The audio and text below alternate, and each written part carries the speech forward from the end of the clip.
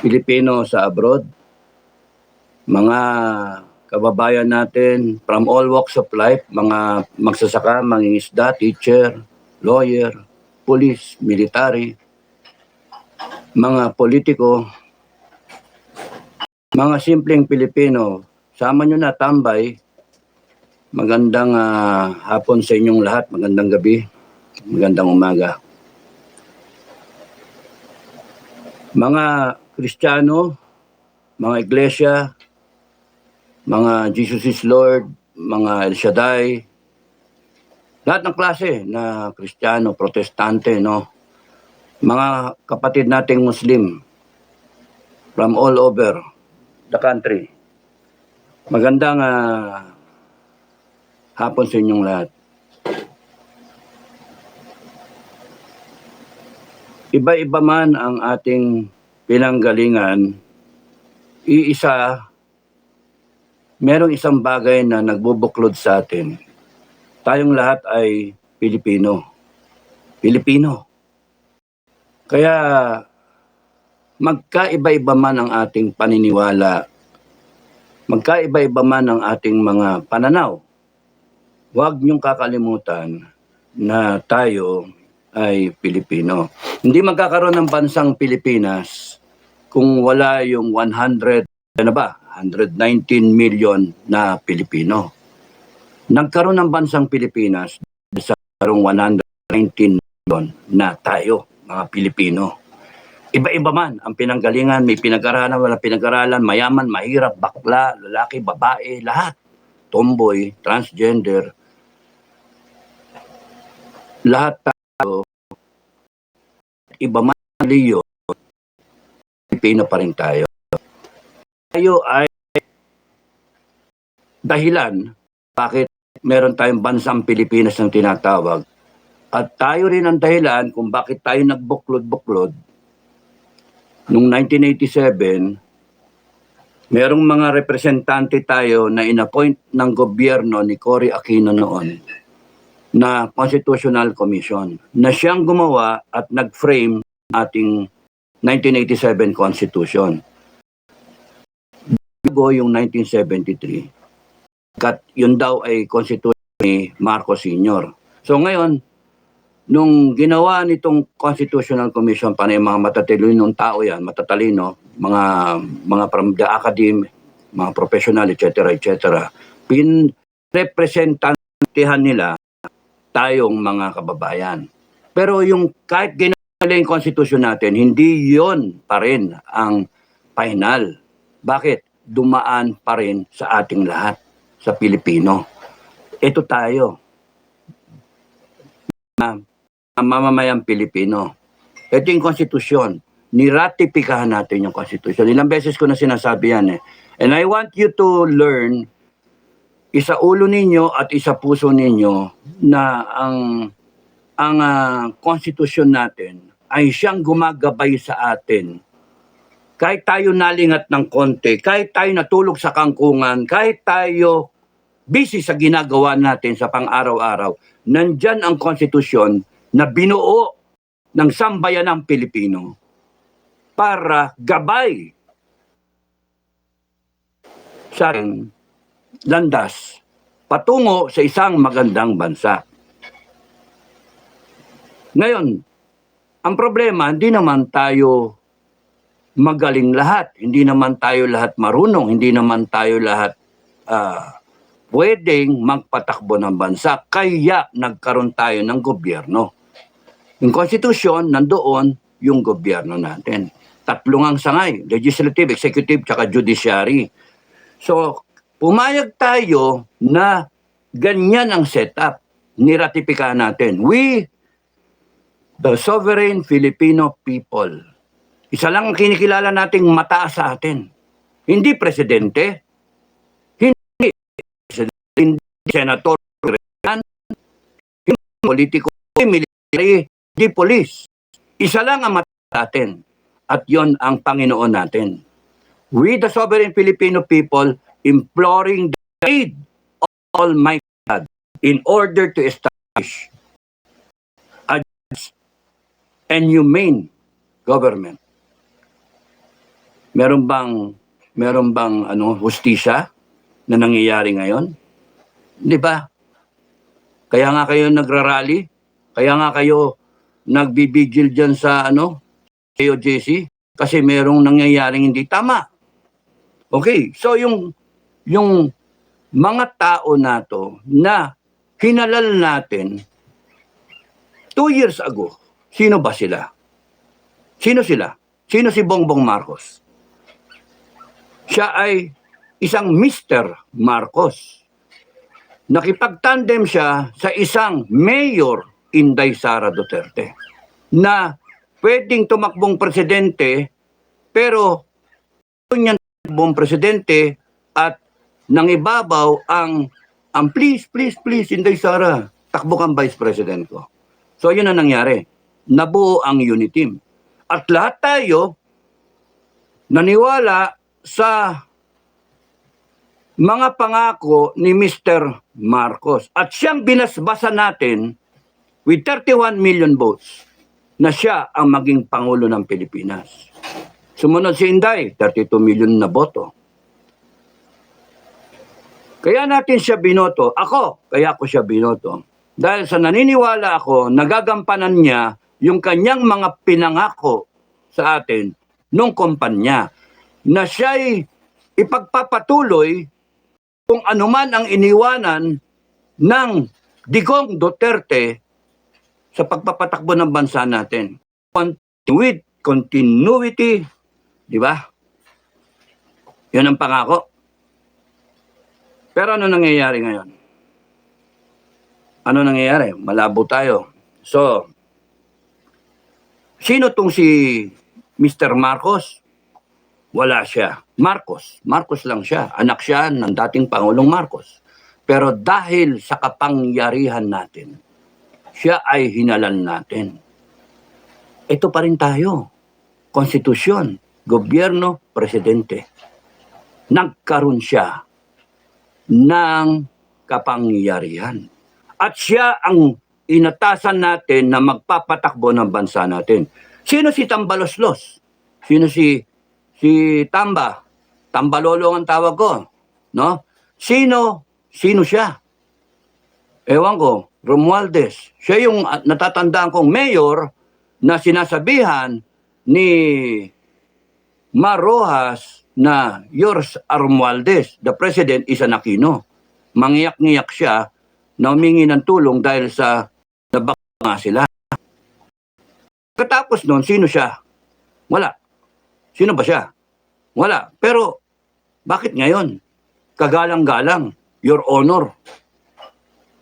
Aba, mayabang, makapangyarihan, abusado, kinokontrol lahat.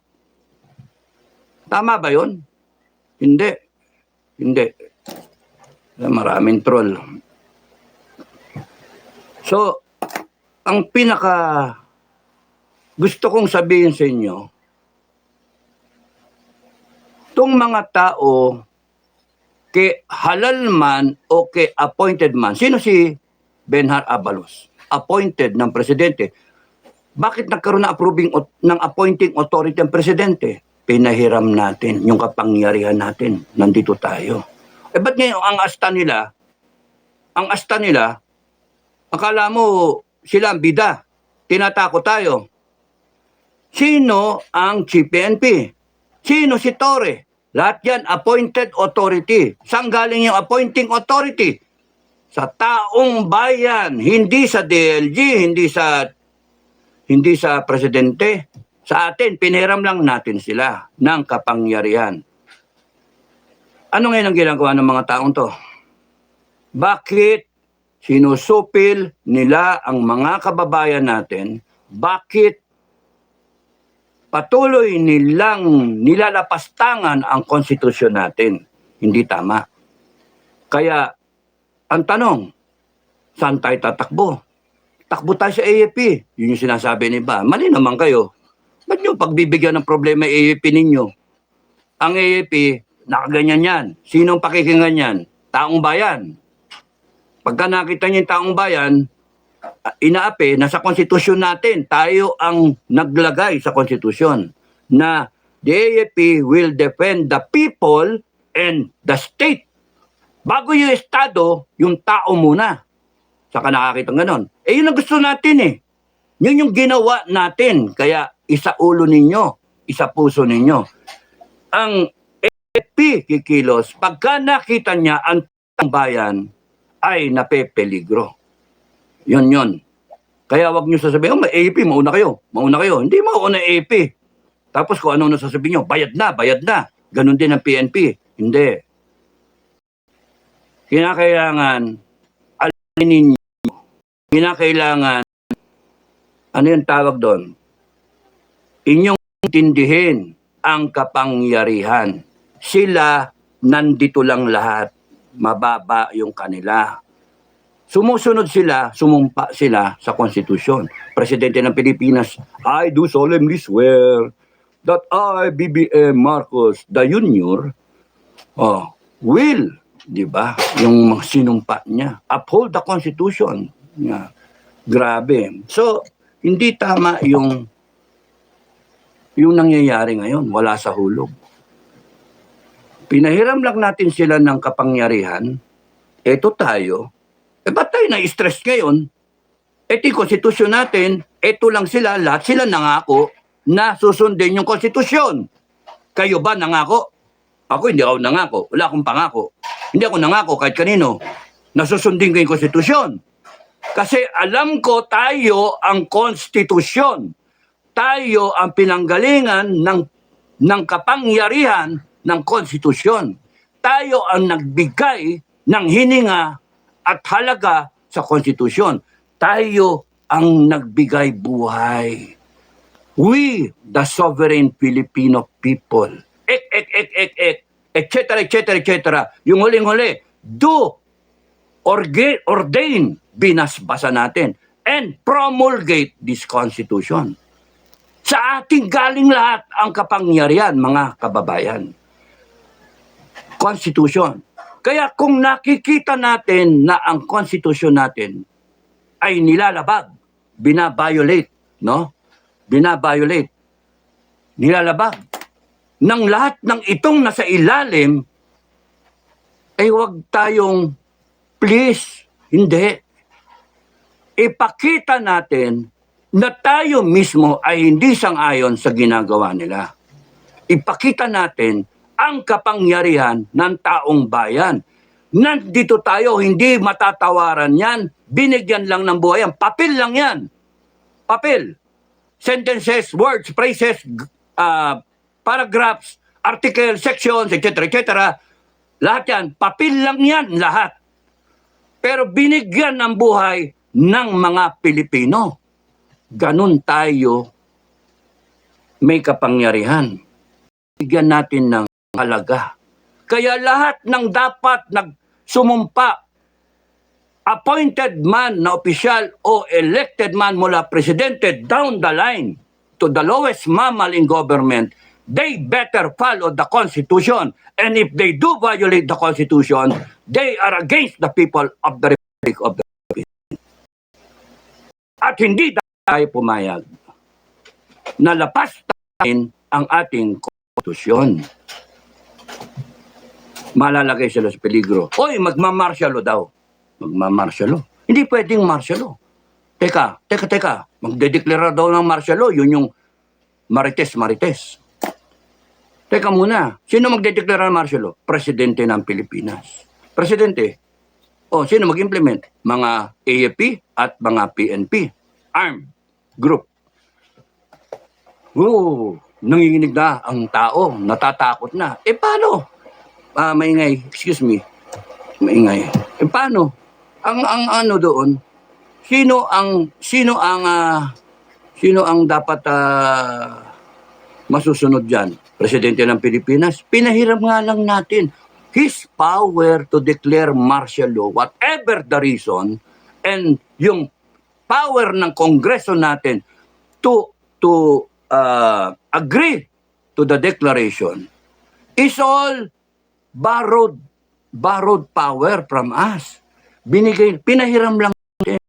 Kung aabusuhin yan, pwede natin, teka muna. Huwag kang ganyan. Huwag kayong ganyan. Huwag niyong gagamitin yung konstitusyon para supilin kami. Yung aming freedom of expression, ang aming mga human rights, no? Guaranteed ng Constitution yon. We made sure. At kung yung iba sa inyo dito na mga senior na, no, gaya ko, kagaya ko, senior, ay nagratipika ng Constitution. Isa ako. Yan, si Commander Bukay, Colonel Metran, isa yan. General Macanas, isa yan. Yung mga commander dito na nakikinig, yung mga general, colonel, lahat yan. Yung mga matatanda natin ng mga enlisted men na nagretiro, lahat yan, nagratipika ng Constitution. Kaya nagagalit kami kung ang Constitution natin mismo ay uurakan, tatapak-tapakan. At sinasabi na ng mga kababayan natin sa KOJC, Sir, hindi naman tama. Sir, huwag nyo nang sirin. Tayo dapat ang sineser. Huwag nyo nagpapakita tayo ng... Mentras tayo nagpapakita ng nagpapakumbaba tayo, lalo tayong winawalang niya ng mga abusado. Okay. So, hindi tama magdeklara kayo ng martial law. Baka kami magdeklara ng martial law, mga taong bayan. Huwag nung hintayin kami yung magalit. Lumagay kayo sa ayos. Gobyerno, lumagay kayo sa ayos. Mga politiko, lumagay kayo sa ayos. Punong-puno na kami. Na-stress na kami. Atake na kami sa puso. Lumagay kayo sa ayos.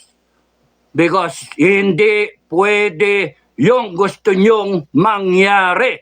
Hindi pwede. Bumenta na yon. Unang martial law, bumenta na yon. Dating mga pamamalakad, bumenta na yon. Dati, ang inaasahan ng tao, radyo tsaka TV, no? Dyaryo. Pero ngayon, ang may sokmed na eh. Bago pa lang nyo iniisip, kumalat na, nag-viral na. Hindi nyo pwedeng lokohin ngayon yung taong bayan. Hindi nyo pwedeng supilin ang taong bayan. Ngayon, kung merong mga taong bayan na naloloko kayo, sige, magloko-lokohan pa kayo.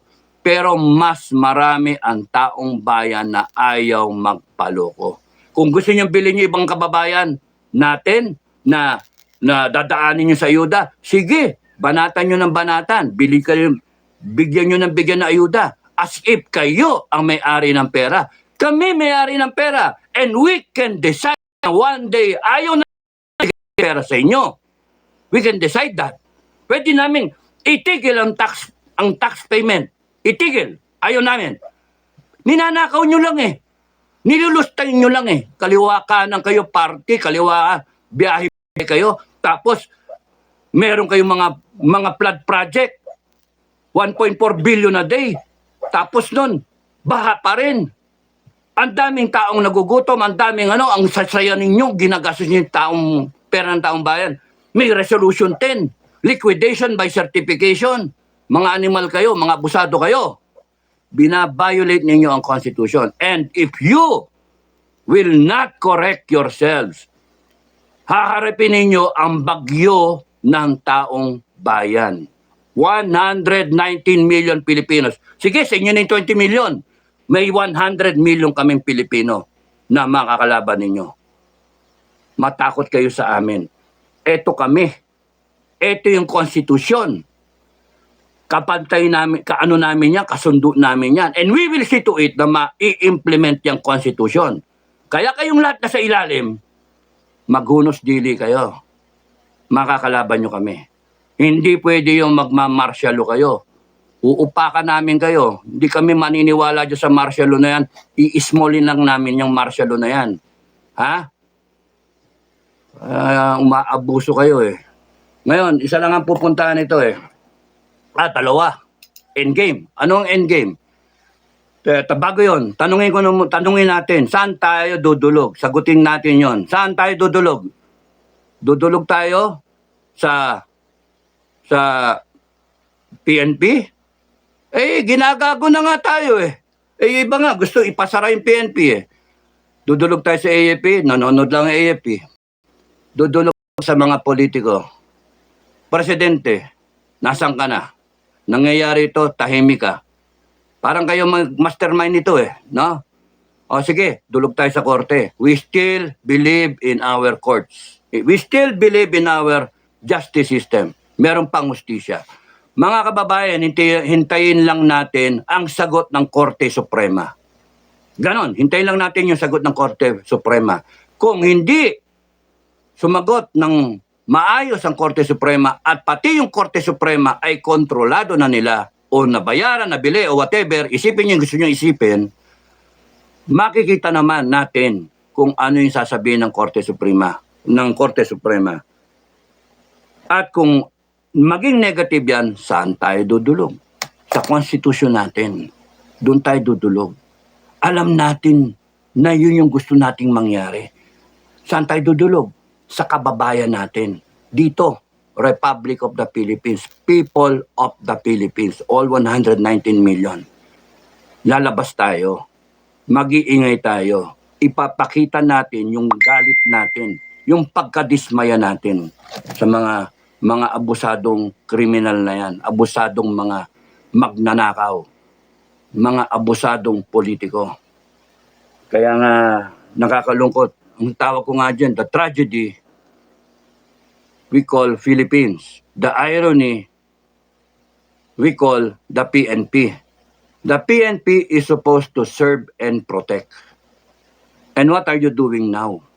Sinusupil ninyo ang mga kababayang Pilipino. Tigil nyo na yan. Tigil nyo yung PNP. At yung mga matitinong PNP, sabihin nyo, kung illegal yung order, sir, ayoko. Sir, ayoko. Huwag kayong matakot.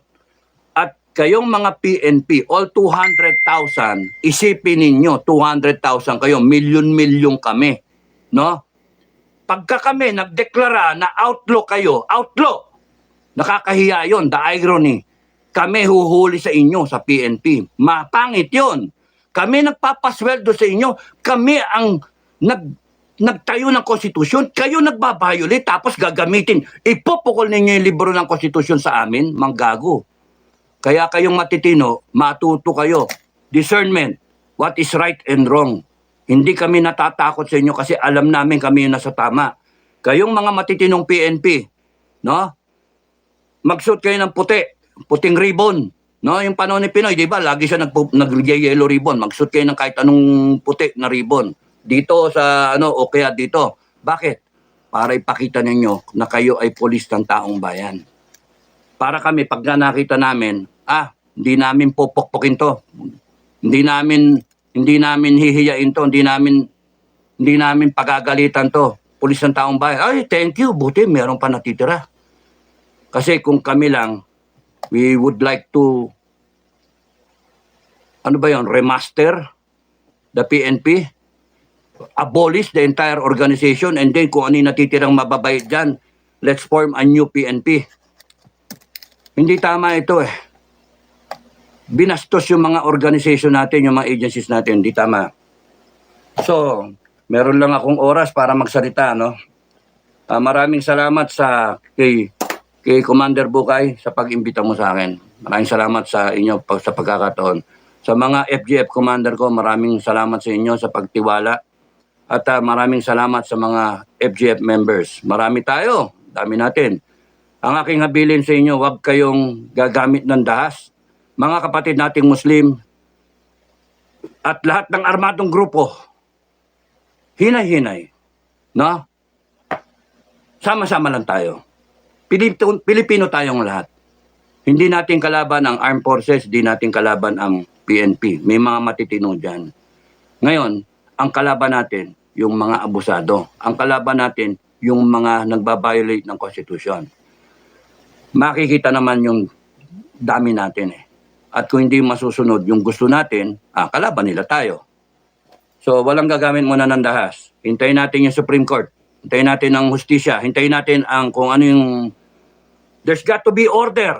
There's got to be order. Hindi, wala mo nang papasok ng Malacanang. Papasok kayong Malacanang ay mapipilitan ng PSG na dumepensa. Huwag niyo isipin yung pagmarcha sa Malacanang. Hayaan mo sila ang maihi sa takot, no? Hayaan nyo silang maihi. Hindi tayo natatakot. Papakita natin, ito tayo. Yun ang pahalagahan ninyo. People of the Philippines gumawa ng konstitusyon, nagbigay ng hininga. Kaya hindi nyo pwedeng ipukul sa amin yung konstitusyon. Alam namin, naintindihan namin yung konstitusyon. Kami gumawa niyan eh. Kami nagratifikan niyan eh. At kayong congressmen, tignan ninyo intindihin nyo. Kayong mga congressmen na nagbabalak baguhin kung anumang provision, amendment to the Constitution, economic provision, term limits, etc., etc., etc., ano kinakailangan yung hingin sa taong bayan? Ratification. Wala kayong kapangyarihan. Kami ang meron. Kami ang magbibigay yes or no. At ginagawa nyo, bibilin nyo ng ayuda. Bibilin nyo yung mga Pilipinong bobo. Hindi na bobo, mga Pilipino, marunong na, may sokmed na. Tanggapin nyo yung pera, mga kababayan. Pero wag nyong ratipikahan. Mga hayop kayo, mga ano. Nanakawin yung pera natin, tapos ibibigay din sa atin. Gagong mga yan. Kaya nga, sorry sa mga ano.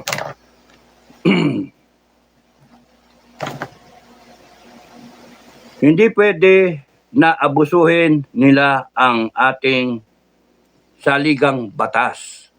Pag inabuso nila, kinakalaban nila ang taong bayan. Hiniram lang nila yung kapangyarihan, please, boto nyo kami, boto. Pangako, yung bigas, 20 pesos lang. Sama-sama tayong babangon muli. Ano yan? Kalokohan na yan. Tapos ngayon walang pakila. Dalawa lang ang endgame. Dalawa lang. Yung isa, Mr. Marcos, pumunta ka do sa KOJC at tignan mo yung nangyayari doon as the President of the Republic. Pero hindi mo kayang gawin yun Lemya kang presidente. Sabihin mo sa kanila, tigil na. Sabihin mo sa PNP, tigil. Kaya mong gawin yun. Presidente ka ng Pilipinas. Binigyan ka namin ng kapangyarihan. Gamitin mo sa tama. You can stop this. Pumunta ka sa Liwasang Bonifacio as the President of the Republic.